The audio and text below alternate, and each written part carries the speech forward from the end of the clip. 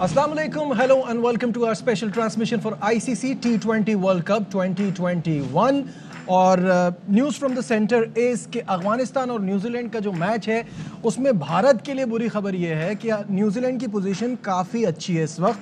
अफगानिस्तान को 124 पर 8 विकेटों के नुकसान पर रोक लिया है 20 ओवर में और अब तक का स्कोर है 36 फॉर 1।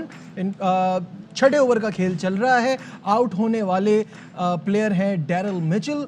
तो अब देखना यह है कि यहाँ से स्मूथ सेलिंग होती है न्यूजीलैंड के लिए या उनको कुछ परेशानी होगी, लेकिन इस वक्त वो एक अच्छी पोजीशन में नजर आ रहे हैं। आज का दूसरा मैच है पाकिस्तान और स्कॉटलैंड के दरमियान, इस पर भी हम बात करेंगे। मेरे साथ मौजूद हैं यूनुस खान और तनवीर अहमद। अस्सलाम वालेकुम, वेलकम बैक वंस अगेन हमारी तरफ से भी आपको खुश आमदीद जी। अब मुझे ये बताइए कि इस वक्त तक की पोजीशन देख के तो यही लग रहा है कि कल आखिरी मैच है हिंदुस्तान के लिए, उसके बाद सामान पैक।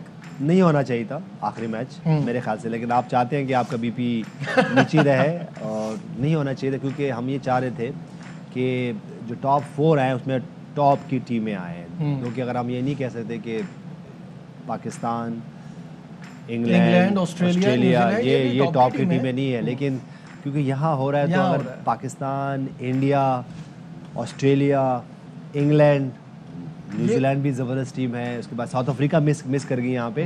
बड़े अरसे बाद हमने देखा कि उन्हें चॉक नहीं किया और एक क्रंच मैच में उन्होंने परफॉर्म किया कि जैसे कल उन्होंने मैच खेला।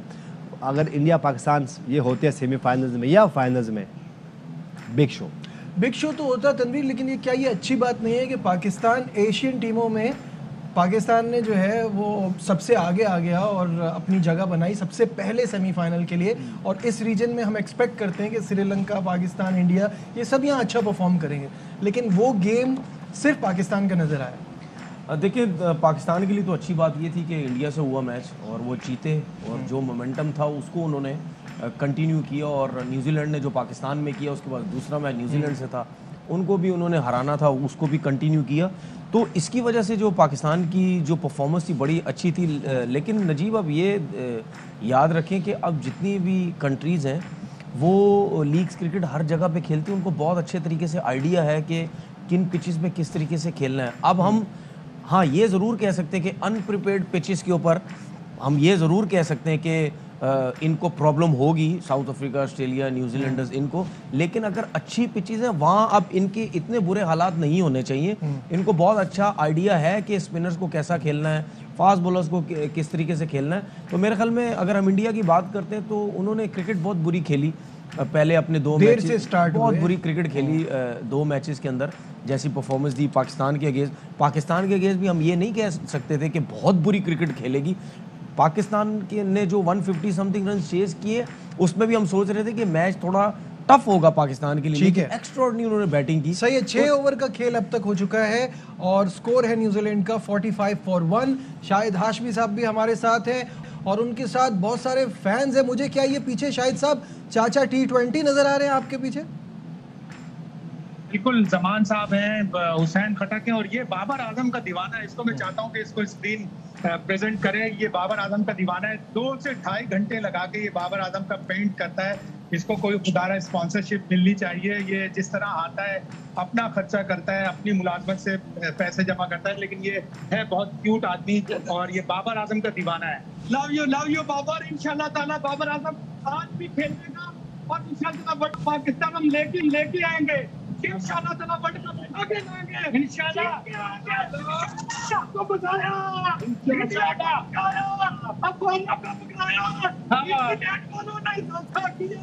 शाहिद भाई एक्साइटमेंट फैंस की बड़ी जबरदस्त लग रही है। क्या वो अभी भी यही फील कर रहे हैं कि पाकिस्तान का ऑब्वियसली आज तो एक रिलेटिवली बहुत आसान मैच है, लेकिन उसके बाद फील कर रहे हैं कि हम सेमीफाइनल भी उसी तरह से खेलेंगे और फाइनल तक जाएंगे? सेमीफाइनल नॉकआउट स्टेज होगी। अभी तो आपने ग्रुप में मजे ले लिए, आप जो करके टेक के आप देख रहे हैं कि इंडिया किस तरह बाहर हो रहा है, स्कॉटलैंड का मैच खेलने जा रहे हैं, लेकिन ऑस्ट्रेलिया टफ ओपोनेंट होगी। उन्होंने बिल्डअप किया है अपना मोमेंटम और वो पीक कर रहे हैं राइट मोमेंट पे। डेविड वार्नर फॉर्म में आ गए, जॉर्ज हेजलवुड बहुत अच्छी बॉलिंग कर रहे हैं, लेकिन लोगों को सबको उम्मीद यही है कि पाकिस्तान जिस तरह अपनी क्रिकेट खेल रहा है, ऑस्ट्रेलिया हो, इंग्लैंड हो, कोई भी हो, सबको हराकर ये कप जीतना है और वही अव्वलीन मकसद है, वही गोल है जब पाकिस्तान कप जीतेगा तो पूरी दुनिया को बावर होगा कि हमने किस तरह पाकिस्तान को आइसोलेट करने की कोशिश की, किस तरह हमने वहां सीरीज ना खेलकर कितना जुल्म किया है पाकिस्तान की क्रिकेट के साथ। और हम टॉप नेशन होंगे तो हमारे पास स्पॉन्सर भी आएंगे, हमारे पास पैसा आएगा, हमारी क्रिकेट में हमें दूसरे लोग लिफ्ट कराएंगे, दूसरी टीमें हमसे खेलना चाहेंगी, बेकरार होंगी कि वर्ल्ड चैंपियन से उन्होंने खेलना है। बिल्कुल सही है, शाहिद साहब साथ ही हैं और फैंस भी इनके साथ हैं। यूनुस भाई से यही बात करना चाहूँगा, कितना इम्पोर्टेंट है जो सिचुएशन पाकिस्तान गुजरा है और गुजर रहा है, अभी भी आइसोलेट करने की कोशिश की जाती है, लेकिन फिर भी जब हमारी बैक्स अगेंस्ट द वॉल होती हैं हम और स्ट्रॉन्ग आते हैं। दुनिया के सामने एक एग्जाम्पल सेट करता है पाकिस्तान। हमने क्रिकेट के लिए कुर्बानियाँ भी बहुत दी हैं, उसके बाद जो हमारे साथ होता है सब देखते हैं, सबके सामने है, और फिर भी हम परफॉर्मेंस दिखा देते हैं। अमेजिंग सीन देखिए, इतनी खुशी है। सारे पाकिस्तानी, सिर्फ पाकिस्तानी की मैं बात नहीं करता, ये बियॉन्ड पाकिस्तानियों से है। जो भी क्रिकेट को और ख़ास तौर पे स्पोर्ट्स को लव करते हैं वो पाकिस्तान क्रिकेट टीम को, पाकिस्तानी प्लेयर्स को अलग नहीं कर सकते क्रिकेट से। बिल्कुल, हमने देखा, ये आज की बात नहीं है। पाकिस्तान उन टीमों में से जब वो पहले 50s में टूर किए तो जाके इंग्लैंड को इंग्लैंड में हरा दिया, ऑस्ट्रेलिया को ऑस्ट्रेलिया में हरा दिया, इंडिया को जाके इंडिया में हराने वाली ये पाकिस्तानीज़ है। मेरे ख्याल से पाकिस्तानियों को आप अलग नहीं कर सकते। और ये सिर्फ, जैसे मैंने पहले कहा, कि ये बियॉन्ड पाकिस्तानियों से, और ऐसे सीन्स होते रहेंगे तो क्या ही बात है। और ये फर्स्ट टाइम नहीं हुआ ऐसा, अगर हम देखें तो पिछले 10, 12, 15 साल से हमारे साथ ऐसा हो रहा है, और फिर भी हम खड़े हुए हैं। मैं कहता हूँ कि बहुत अमेजिंग। हम बाजू का एक बात करते हैं हमारे प्लेयर जो है वो स्ट्रॉन्ग नहीं है, हमारे प्लेयर्स के प्रॉब्लम्स है, नहीं है कुछ ऐसा इससे। क्योंकि मैं तो, अच्छा, मैं ये इसलिए नहीं कह रहा हूँ कि मैं इस टीम का हिस्सा रहा हूँ बहुत लॉन्ग टाइम के लिए। ये बहुत ज़बरदस्त, हम एज अ नेशन बहुत ज़बरदस्त हैं क्रिकेट को लेकर। ठीक है, इंफ्रास्ट्रक्चर हमारा थोड़ा सा आगे पीछे होता रहता है, लेकिन प्लेयर्स की बात करें, फिर पाकिस्तानी जो आएगा होता है ना, पाकिस्तानी, आपने देखा कैसे वो मैच खेले, कैसे रिजवान का स्विच ऑन था, कैसे बाबर आजम खेल रहे हैं, कैसे आसिफ अली खेल रहे हैं, कैसे शाहिन शाह अफरीदी की वो बॉडी लैंग्वेज, हारिस रऊफ कितना प्रेशर में थे। यही बात हो रही थी कि पता नहीं क्यों टीम में है। और आप देखें 2-3 लड़कों के लिए आप ये बात करते हैं कि क्यों टीम में, और फिर वही प्लेयर्स आपको मैन ऑफ द मैच हो जाते हैं। आसिफ अली 7 बॉलों पे मैन ऑफ द मैच हुए। इतनी क्वालिटी है हमारे पास, बस हमें थोड़ा सा गाइडेंस की चाहिए, थोड़ा सा इंफ्रास्ट्रक्चर चाहिए। अगर ये हो गया तो अभी तो हम कितने वर्ल्ड कप 92 में जीते हुए हैं, उसके बाद चैंपियन ट्रॉफी जीते हुए हैं 2016 में, 17 में 2009 का T20 वर्ल्ड कप जीते हुए हैं। अगर ये थोड़ा सा ये चीज़ें ठीक हो तो क्या होगा हमारे पास, कब हर दूसरे तीसरे साल हमारे पास आईसीसी का बड़ा इवेंट होगा। तो मेरे ख्याल से ये this is the right time, this is the right time कि हम अपनी सिमतें ठीक कर लें और बस सही डायरेक्शन में जाए तो क्या ही बात है। फिर ऐसी खुशियाँ आज हम देख लें, एक मैच के बाद एक खुशी, लेकिन उस मैच के लिए हमने 28 साल वेट किया। बिल्कुल सही, एक मैच, लेकिन अमेजिंग। ऐसे प्लेयर्स अगर हमारे खेलते हैं, बड़े बड़े हीरोज बन सकते हैं, बड़े बड़े हीरोज बन सकते हैं। लेकिन शाहिद साहब ने अभी एक बात की है, ग्रुप मैच में अनबीटन रहना और ग्रुप मैच में अपने मैचेस में अच्छा खेलना, ये एक अलग चीज़ होती है। और जब आपका नॉकआउट आता है तब आपके लिए एक अलग प्रेशर होता है कि अब आपके पास, चाहे आप कितना भी अच्छा खेल के आए हो, अब गुंजाइश नहीं है गलती की। तो क्या ये पाकिस्तान को अफेक्ट करेगी ये चीज़, या आपको लगता है हम क्रूज करेंगे यहाँ ये से? पाकिस्तान नहीं, दुनिया की हर टीम यही सोचती है। जब आपके पास 5-6 मैचेस होते हैं तो आपके माइंड में एक चीज़ कहीं ना कहीं रहती है कि अगर हम हार भी जाएं तो कोई मसला नहीं है, अगर हमारा रन रेट भी नीचे हो जाए तो कोई मसला नहीं है, हम आगे चल के इसको बेहतर कर सकते हैं नेट रन रेट को, और हम जीत सकते हैं मैचेस। जिस तरह हमारे पास इसी टूर्नामेंट में कितनी एग्जांपल्स हैं, ऑस्ट्रेलिया की है, फिर साउथ अफ्रीका की बात चली, फिर इंडिया की बात चल रही है, एग्जांपल्स हारने के बावजूद भी लाइन में। तो ये सब चीज़ें होती हैं, लेकिन जब आपका नॉकआउट होता है तो फिर आपके ऊपर प्रेशर ज़्यादा होता है। और ये भी याद रखिएगा, जो टूर्नामेंट में सबसे अच्छी टीम खेल रही होती है उसके ऊपर प्रेशर ज़्यादा होता है।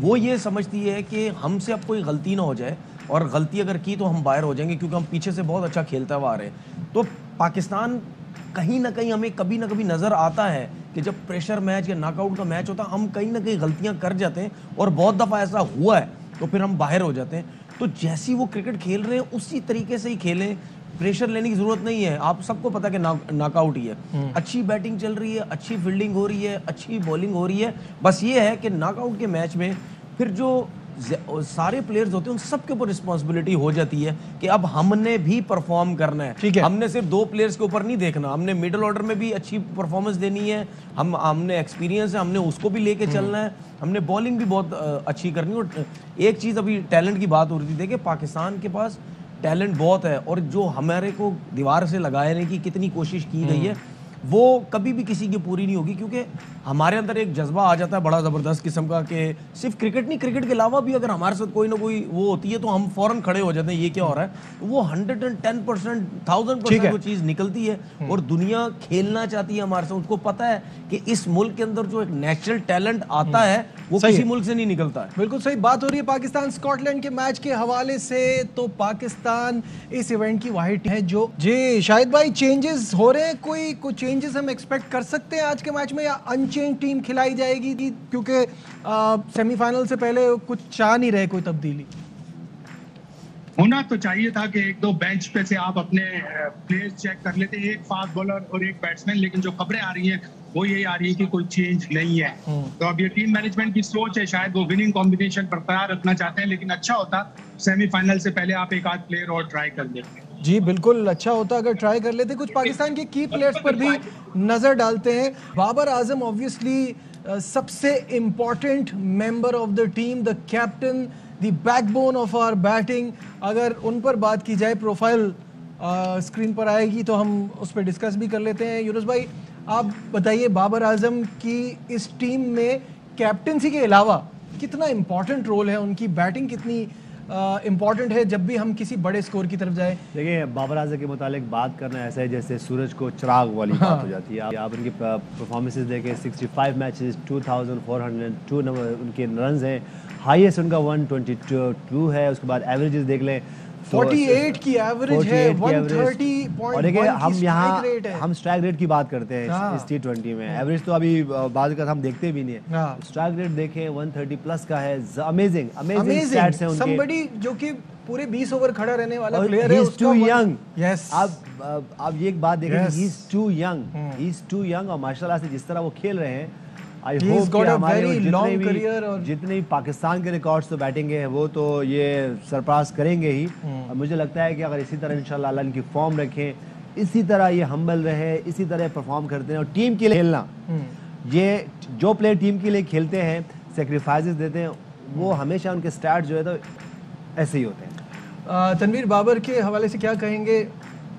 देखिए, एक्स्ट्राऑर्डिनरी टैलेंट है और खुशी होती है कि बहुत अरसे के बाद ऐसा प्लेयर हमें मिला है कि हम यही सोचते थे कि जो हमारे पुराने दौर के जो प्लेयर्स निकले हैं, स्पेशली हम बैटिंग की बात करते हैं, उस किस्म का प्लेयर हमें नज़र नहीं आ रहा। और ये भी याद रखिएगा कि बाबर आजम ने बहुत अरसा डोमेस्टिक क्रिकेट खेली है, ये कोई ऐसी नहीं है कि एकदम से आ गया है, पूरा एक सिस्टम से आया है। 2015 से टीम के साथ रहे, 15-16 से साथ रहे, सिस्टम से आया। अच्छा, 57 for 2 है इस वक्त न्यूजीलैंड का स्कोर। मार्टिन गप्टिल जो है वो आउट हो गए राशिद खान की बॉल पे, तो दूसरी विकेट गिर गई है, बट रन्स इतने हैं नहीं तो कोई परेशानी नहीं। तो मुझे तो लगता है आराम से आप तो उस मैच पे ध्यान ही नहीं दे रहे। हम अपने बंदे पे क्यों ना ध्यान दें। तो सिस्टम से आया बड़ा ज़बरदस्त, और बहुत से लोगों ने मुझसे क्वेश्चन भी किए कि बाबर आजम इतना अच्छा टैलेंट क्यों है, तो मैं उनसे यही कहता था कि ये एक सिस्टम से आया, इसने डोमेस्टिक खेली, इसको आइडिया है कि बैटिंग किस तरह करनी है, परफॉर्मेंस कैसे देनी है, शॉट्स अपने डेवलप कैसे करने। लेकिन जो मुझे ऐसा लगता है, ये बात सही है बिल्कुल, इसमें कोई शक नहीं है कि हम जब फर्स्ट टाइम इंग्लैंड गए थे तो बहुत से हमें कुछ क्रिकेटर्स ने बोला कि आप जाएं इंग्लैंड, जाएं लीग क्रिकेट खेलें जाके। मुझे ऐसा लगता है कि बाबर आजम की जो बैटिंग और इम्प्रूव हो रही है, हुई है। ये जो इंग्लैंड ने काउंटी खेली है ना इन्होंने जाके, बहुत फर्क पड़ता है, बहुत फर्क पड़ा है। उसके बाद से मुझे लगता है कि बाबर आजम की बैटिंग में और निखार आया है। शाहिद साहब, बाबर आजम के हवाले से क्विकली क्या कहेंगे? एक्स्ट्राऑर्डिनरी टैलेंट है पाकिस्तान के पास, और वो कप्तानी में भी निखार आ रहा है उनकी। इंस्पायर करते हैं पूरी टीम को जब वो स्कोर बनाते हैं। इस टूर्नामेंट में 3 50 बना चुके हैं। इंडिया के खिलाफ जो इनिंग्स खेली थी बहुत ही ब्रिलियंट थी। नामीबिया के खिलाफ एंकर कर रहा है वो पाकिस्तान की टीम की इनिंग्स को, और साथ साथ कप्तानी में मैच्योरिटी आएगी तो क्या बात है। जाहिर है बहुत आगे जाना है पाकिस्तान के, उन प्लेयर्स में बनना है जो पाकिस्तान के तारीखी प्लेयर है। एक प्लेयर हमारे स्टूडियो में बैठा है टेस्ट मैच में सबसे ज्यादा रन बनाने वाला। टेस्ट मैच में भी थोड़ा सा बाबर आजम रेड बॉल में उन्हें आगे जाना है। तो जाहिर है अगर यूनुस खान को पकड़ना है, यूनुस खान से ज्यादा टेस्ट रन बनाने हैं, तो अपने आप को मजीद मेहनत भी करनी पड़ेगी, मैच्योरिटी भी लानी पड़ेगी। एक्स्ट्राऑर्डिनरी टैलेंट है बाकी। बिल्कुल सही। एक और प्लेयर है जिसके लिए मैं कहता हूं कि उनके स्किल से ज़्यादा उनकी मेंटल टफनेस से मैं बहुत इम्प्रेस होता हूं। प्लेयर वो बहुत ज़बरदस्त है, साथ साथ जो सेल्फ बिलीफ है ना यूनुस भाई, वो बड़ा शानदार है। मोहम्मद रिजवान 47 मैचेस 52.6 का एवरेज, 129.7, दैट इज ऑलमोस्ट 130 का स्ट्राइक रेट। क्या प्लेयर है, टीम मैन। देखिए, जब आप टीम मैन होते हो तो फिर आपको स्किल्स की ज़रूरत नहीं पड़ती, आपको ब्रेव होने की ज़रूरत नहीं पड़ती, आप में सब चीज़ें मर्ज हो जाती हैं। वो इसीलिए आपके, क्योंकि आप यू आर टीम मैन, आपको कैप्टन कहेंगे यहाँ खड़े हो जाएं तो आप वहाँ खड़े हो जाते हैं। आपको कैप्टन कहते हैं जी इस नंबर पे बैटिंग कर ले, तो वो कहेंगे इस नंबर पे बैटिंग कर लें।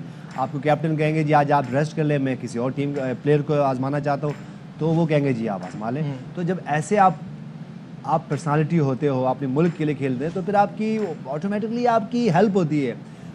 कहीं और से आपकी फॉर्म नहीं हुई, आपकी हेल्प हो जाएगी। और ऐसे प्लेयर जो होते हैं फिर उनको बहुत ज़्यादा प्राइस किया जाता है। हम मोहम्मद रिजवान की बात करें, नहीं वो बिल्कुल, हम ये बात नहीं कह सकते कि वो उनमें स्किल नहीं है, उनमें स्किल है, स्किलफुल है। नहीं वही मैं कह रहा हूँ कि अगर उनमें स्किल्स हैं तो वो इंटरनेशनल क्रिकेट खेले। बाद में हम थोड़ा कहते हैं जी नहीं उसका स्टाइल अच्छा नहीं है, वो बड़ा एक तरफ खेलता है, एक तरफ खेलते हैं। नहीं, ऐसा कुछ नहीं है। अगर वो एक तरफ खेलते तो आप ना खेलने दें भाई। बॉलर को चाहिए कि उसको ना खेलने, तो आपको और आसान है। और आपको तो आसान ही, लेकिन आपने देखा कि मोहम्मद रिजवान एक ऐसे प्लेयर है जो कि डे बाय डे इम्प्रूव कर रहे हैं। और इंडिया के खिलाफ हमने देखा कि सिर्फ एक फॉर्मेट में नहीं है। आप उनकी वनडे की क्रिकेट देख लें, फिर टेस्ट क्रिकेट की देख लें, और जो लास्ट इंग्लैंड का टूर है कि 17-18 साल बाद विकेट कीपर जाके मैन ऑफ द सीरीज हुए। बिल्कुल सही है, बहुत तनवीर जल्दी से हमें ब्रेक की तरफ जाना है। रिजवान की नेचुरल टैलेंट है, टैलेंटेड बहुत ज्यादा है। वही हम बात करते हैं कि जिस तरह एक साइड पे खेलता है, अगर दूसरी साइड पे खेलता है तो आप रोक लें उसको, जैसा यूनुस भाई कह रहे हैं। लेकिन उसमें टैलेंट इतना अच्छा है कि वो आप उसको नहीं रोक पा रहे, और उसकी फॉर्म बहुत अच्छी लगी हुई है। वो जहाँ खेलना चाह रहा है उसको रन्स हो रहे हैं। देखिए, एक एक्स्ट्राऑर्डिनरी टैलेंट होता है जिसके पास नेचुरली शॉट्स होते हैं। कुछ प्लेयर्स ऐसे होते हैं जो टैलेंटेड नहीं होते लेकिन वो मेंटली बहुत स्ट्रांग होते हैं। वो अपने आप को इतना उन्होंने स्ट्रांग रखते हैं, इतनी उनकी मेहनत डबल होती है, डबल मेहनत होती है जो टैलेंटेड होता है। तो मतलब कहने का मकसद ये है कि हम ये समझते हैं कि एक आध प्लेयर और ऐसा मिडिल ऑर्डर में हमारे पास आ जाए ना, ऐसा जिस तरह रिजवान खेलता है या बाबर आजम जिस तरीके से खेलते हैं, एक यंग लड़का आ जाए, ठीक है, फिर आप हमारी बैटिंग की परफॉर्मेंस देखिएगा और जबरदस्त हो जाएगा। यहाँ हमें लेना एक ब्रेक, और ब्रेक पे जाने से पहले फिर न्यूजीलैंड का स्कोर बता दूं, 59-2, 61-2 अभी अपडेटेड स्कोर है, 61-2। तो न्यूजीलैंड एक अच्छी पोजीशन में है। हम पाकिस्तान के हवाले से बात कर रहे हैं, कहीं मत जाइएगा, विल बी राइट बैक।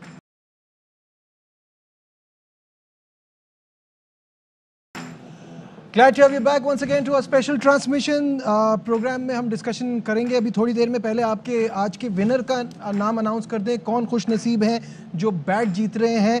तो कल हमने जो सवाल पूछा था वो था T20 इंटरनेशनल में एक इनिंग्स में सबसे ज़्यादा छक्के किस टीम ने लगाए हैं। तो जवाब है 22 छक्के अफगानिस्तान ने आयरलैंड के खिलाफ लगाए हैं। दुरुस्त जवाब दिया है ताबिश रिंद ने कराची से, मोहम्मद खुजैमा कराची से, आयान जुनैद कराची से, और अरीबा हैं लाहौर से। तो आप सबको बहुत बहुत मुबारक हो। आज का सवाल आपकी स्क्रीन पर आ जाएगा, नोट कर लीजिए। आज का सवाल है T20 इंटरनेशनल में एक इनिंग्स में सबसे ज़्यादा चौके किस टीम ने लगाए हैं। मुश्किल सवाल है, ध्यान ज़रा छक्कों पे रहता है। किस टीम ने सबसे ज़्यादा चौके लगाए हैं। अगर आपको जवाब आता है तो सेलफोन उठाइए, टाइप मैसेज में जाइए, AKR लिखिए, स्पेस देखिए, अपना जवाब, अपना नाम, शहर का नाम, और सेंड कर दीजिए 8038 पे। इस तरीके से आप जीत सकते हैं एक ज़बरदस्त सा बैट। मेरे साथ मौजूद हैं यूनुस खान, तनवीर अहमद और शाहिद हाशमी। शाहिद साहब का राब्ता मुनक़ता हो गया, दोबारा से उनसे कांटेक्ट करने की कोशिश करते हैं। यूनुस भाई, स्लोली बट श्योरली न्यूजीलैंड एक अच्छी पोजीशन में है, 78-2, और अब चाहिए 47 फ्रॉम 42 बॉल्स। कैसा देख रहे हैं? मेरे ख्याल से आराम से चेस कर लेना चाहिए, क्योंकि स्पिनर्स बीच में आए हैं तो कैप्टन खुद खेल रहे हैं, तो इसलिए वो चाह रहे हैं कि स्मूथली आ जाएं और उसके बाद 1-2 ओवर पहले मैच जीते, क्योंकि उनके लिए भी बहुत इंपॉर्टेंट मैच है। अगर हम टीम न्यूजीलैंड की बात कर रहे हैं तो उनके लिए भी बड़ा इंपॉर्टेंट मैच है, क्योंकि वो नहीं चाहेगी कि यहाँ से मैच लूज़ करें। 2 आउट हैं और वो कोशिश कर रहे हैं कि वो स्लो एंड स्टडी खेलते हुए एक आधा ओवर पहले वो मैच जीते और अपनी प्लेस सिक्योर करें सेमीफाइनल्स में। बिल्कुल सही है, क्योंकि प्लेस सिक्योर करने के लिए उनको ये भी देखना है कि एक तो मैच जीतना ही जीतना है, अदरवाइज कोई भी रन रेट होगा तो इंडिया का जो आखिरी मैच है वो उनके लिए बड़ा एडवांटेज हो जाता है कि उनको पूरी पिक्चर मिल जाएगी। तो यहाँ मैच जीतें, आगे जाएं। जो इंडिया से पहले 2 मैचों में गलती हुई वो उसकी सजा भुगतेगा। सिंपल, इंडिया उस टाइम सोचेगा जब न्यूजीलैंड हारेगा, Of अदरवाइज course, तो chapter close है ना। देखिए अफगानिस्तान ने जो टोटल किया वो ऐसा टोटल नहीं था कि न्यूजीलैंड इनको रोक सके। फिलहाल जो न्यूजीलैंड की जो पोजीशन है वो बहुत अच्छी है, लेकिन मुझे ऐसा लगता है कि अफगानिस्तान ने एक आध जगह पे गलती की है। वो ये गलती की है कि आपके माइंड में अगर था कि हमने 140-150 रन करने, फिर हमने इनको आउट करना है, लेकिन जब आप बॉलिंग करने आए, नबी ने पहला ओवर किया, फिर उसके बाद उसने बॉलिंग की, क्या नाम है उनका, मुजीब ने, तो आपको फास्ट बॉलर नहीं लाना चाहिए था मेरे हिसाब से। आप स्पिनर्स पे ही जाते, आप विकेट्स लेते, क्योंकि आपके जो स्ट्रॉन्ग एरिया था वो स्पिनर्स का था। ऑब्वियसली आप चांस लेते, इतने रन तो है नहीं कि आप बाद में आके तो आप उस पे जाते कि हम विकेट्स लेते हैं, हम जल्दी विकेट्स लेंगे तो हम मैच भी जीत सकते हैं, लेकिन वो गलती की। फिर वो फास्ट बॉलर को लेके वहाँ पे रन्स हुए। तो कहीं ना कहीं ऐसा नहीं है कि नबी को बहुत एक्सपीरियंस है, नबी भी अभी सीख रहे हैं कि कप्तानी कैसी होती है, और कोचिंग स्टाफ में भी बहुत फर्क होता है। अगर आपके कोचिंग स्टाफ में बहुत ज्यादा एक्सपीरियंस लोग हों, 84 for 2 नबी अपना चौथा ओवर करा रहे हैं, तो अभी मेरे ख्याल में फायदा नहीं, आप जाते 2-3 इंडिया के खिलाफ तो इन्होंने एक ही कराया था, लेकिन अभी अपना चौथा करा रहे हैं, तो और तब 4 इनको ओवर फायदा हो सकता था। अच्छा, इकोनॉमी इनका चेक करें, 4 ओवर में 19 रन दिए हैं, अब चौथा ओवर चल रहा है, 19 रन दिए, 5.7 का इकोनॉमी है। यही तो सरप्राइजिंग बात थी कि इंडिया वाले मैच में ये ओवर क्यों नहीं करा रहे थे? देखिए वही बात है ना कि कुछ चीज़ें हुई जिसकी वजह से इतनी डिबेट बनी, लेकिन अगर आप आज के मैच में देखें तो उनका इकोनॉमी अच्छा हो सकता है, होगा, और बॉलर्स का भी होगा, क्योंकि न्यूजीलैंड कोई ज़बरदस्ती शॉट्स मारने की कोशिश नहीं करेगा, ज़बरदस्ती रन करने की कोशिश नहीं करेगा। अभी पिछले 2-3 ओवर में हमने देखा कि न्यूजीलैंड जो है बिल्कुल डेड बैट से खेल रहे हैं, बॉल सिंगल भी नहीं ले रहे, क्योंकि राशिद खान बॉलिंग कर रहे हैं। तो उनकी कोशिश यही है कि जो अच्छे बॉलर्स हैं उनको आप एक ओवर में 1-2 रन भी लो, कोई मसला नहीं है, हम बाद में बना लेंगे विकेट्स इन हैंड। इस टूर्नामेंट में हो क्या रहा है, शुरू में रन करो सर्किल में, बीच में आराम से खेलो, सेंसिबल क्रिकेट खेलो, और लास्ट में आप विकेट्स रखें। तो इसमें भी ऐसा ही है। ठीक है, फिर वही बात कि अगर शुरू में ये स्पिनर्स पे जाते तो शायद विकेट्स ले सकते थे। फास्ट बॉलिंग की स्टाइल तो ऐसी है नहीं इनकी। सही है, यहाँ लेते हैं एक ब्रेक और फिर वापस आके मजीद बातें, हमारे साथ रहिए।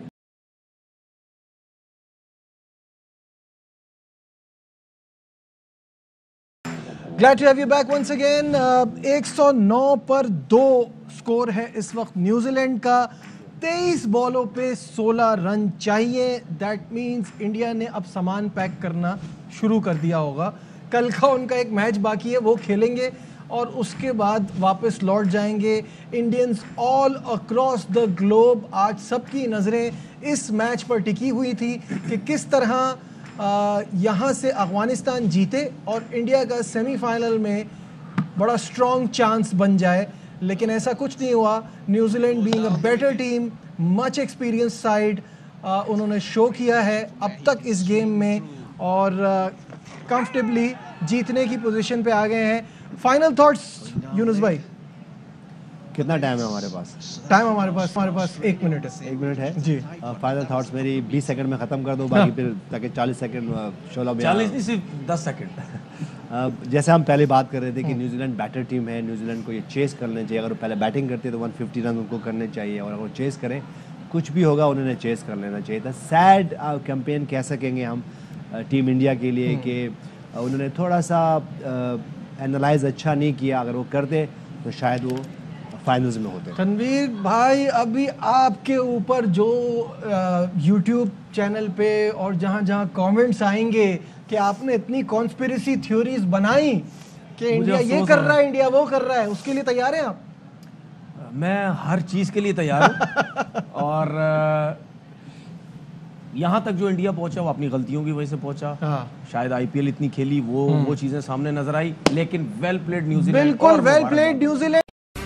अहम तरीन खबरें अब एक क्लिक की दूरी पर। आपके पसंदीदा टॉक शोज हों या अहम मुल्की या गैर मुल्की शख्सियात की न्यूज कॉन्फ्रेंसेस, हर लम्हा बाखबर रहने के लिए सब्सक्राइब करें हमारा YouTube चैनल।